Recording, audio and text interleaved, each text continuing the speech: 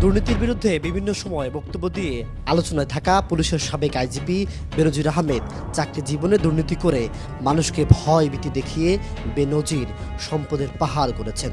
তবে দৈনিক কালের কণ্ঠের প্রতিবেদনের পর থেকে সময়টা মোটেও ভালো যাচ্ছে না এক সময়ের দোদণ্ড প্রতাপশালী এই পুলিশ কর্মকর্তার। এবার অনুসন্ধানে বেরিয়ে এসেছে মালয়েশিয়ায় দ্বিতীয় নিবাস গড়ার কর্মসূচি মালয়েশিয়া মাই সেকেন্ড হোম প্রকল্পের অধীনে বিপুল বিনিয়োগ করেছেন বেনজির। দেশ থেকে টাকা পাচার করে সেখানে আবাসন খাতে লগ্নি করেছেন তিনি, কিনেছেন বাড়ি। সিঙ্গাপুরে স্ত্রীর চিকিৎসা শেষে মালয়েশিয়ার ওই বাড়িতে গিয়ে আপাতত সপরিবারে বসতি করেছেন। মালয়েশিয়ার বিভিন্ন ব্যাংক থেকে তার অর্থ লেনদেনের সুস্পষ্ট তথ্য প্রমাণও আছে।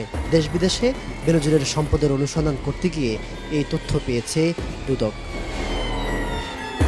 দুদকের অনুসন্ধান ও বিএফআইউ এর মাধ্যমে বিভিন্ন সূত্রে জানা গেছে বাংলাদেশ থেকে বৈধভাবে অর্থ নিয়ে মালয়েশিয়ায় বাড়ি কেনার সুযোগ নেই। যারা সেখানে বাড়ি কিনেছেন তারা মূলত টাকা পাচার করেছেন। এক্ষেত্রে বেনজির আহমেদও তার ব্যতিক্রম নয়। জানা গেছে মালয়েশিয়ার স্বেচ্ছাসেবক দলের সভাপতি রতনের সঙ্গে ঘনিষ্ঠ সম্পর্ক গড়ে ওঠে বেনজির আহমেদের। তাদের মধ্যে সম্পর্ক গড়ে দেন মোহামেডান ক্লাবের পরিচালক এজিএম সাব্বির।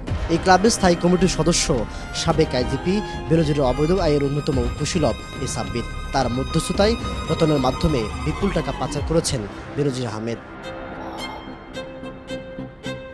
এছাড়াও মালয়েশিয়ার হুন্ডি ব্যবসায়ীদের মধ্যে অন্যতম হুমায়ুন কবিরের মাধ্যমেও বিপুল টাকা পাচার করেন বেনজির আহমেদ। জনশক্তি রপ্তানি ব্যবসার আড়ালে মূলত জমজমাট হুন্ডি কারবার করেন হুমায়ুন। কুয়ালালামপুরের সিসুয়াংশায় তার অফিস। হুমায়ুন ও রতনের মাধ্যমে পাচার করা টাকায় পরিবারের জন্য একটি অত্যাধুনিক বাড়ি কিনেছেন বেনজির, বিনিয়োগ করেছেন আবাসন খাতে। রতন এখন ইউরোপের একটি দেশে এবং সাব্বির যুক্তরাজ্যে অবস্থান করছেন। হুমায়ুন আছেন মালয়েশিয়ায়। বিএফআইউ এর মাধ্যমে মালয়েশিয়ায় বেনজিরের সম্পদের বিস্তারিত তথ্য সংগ্রহের কাজ শুরু করেছে দুদক কর্মকর্তারা। জানা গেছে মালয়েশিয়া সরকার 2002 সালে সেকেন্ড হোম কর্মসূচি চালু করে। এর আওতায় মালয়েশিয়ার ব্যাংকে নির্দিষ্ট পরিমাণ অর্থ জমা রেখে অন্য দেশের একজন নাগরিক দেশটিতে দীর্ঘমেয়াদী বসবাস ও অন্যান্য সুবিধা পান। তারা সেখানে বাড়ি কিনতে পারেন, বিনিয়োগ করতে পারেন ব্যবসা বাণিজ্যে। এই সুযোগ নিয়ে বাংলাদেশের অনেকের মতো বেনজির আহমেদও সেখানে বিনিয়োগ করেছেন।